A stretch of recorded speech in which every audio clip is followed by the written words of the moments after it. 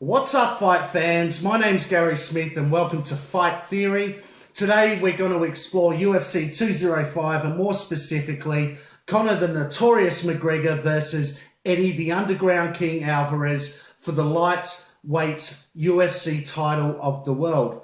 Now, Alvarez is obviously the current champion. McGregor's looking to make UFC history, moving up as the flyweight champion into lightweight to try and take the lightweight gold. He'll be the first UFC fighter in history to hold two titles in two different weight classes at one time if he's successful, but he has a very, very tough opponent in Eddie Alvarez. Eddie Alvarez is an excellent wrestler. He has great cardio. He has awesome durability, a good chin.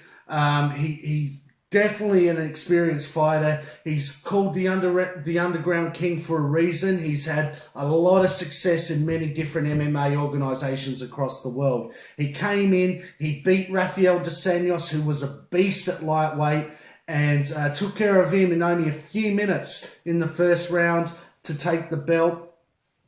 I think Eddie Alvarez, if he fights smart and he smothers McGregor, he uses tactics like GSP did against BJ Penn in UFC 94 way back when, by hanging off him, smothering him, taking away his most potent weapons, which is his hard-hitting precision striking, trying him out in the first few rounds. I think he has a good chance of winning. I think he needs to get to the fight to the ground as much as possible. Conor McGregor has only lost 3 times in his professional career, but all 3 times have been to submission. I suspect that if you tire McGregor out and you get him down, he's going to be a lot easier to submit than to knock out.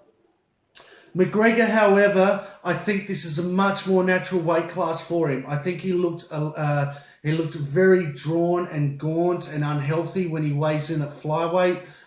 He has fought and been a champion at lightweight in other organizations. This is a much more natural weight class for him.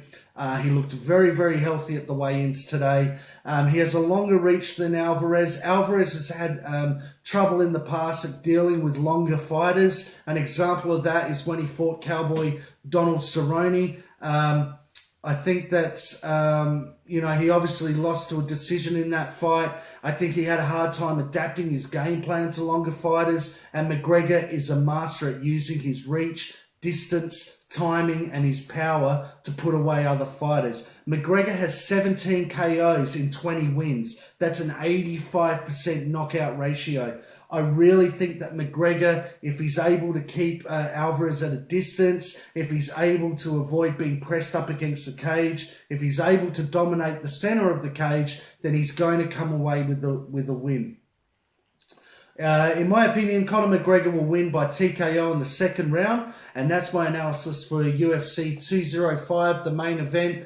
Please like and subscribe to the channel of Fight Theory. I've got plenty of post-fight and pre-fight analysis coming up. Next week, we're going to look at Andre Ward versus Sergey Kovalev. This is going to be an awesome fight.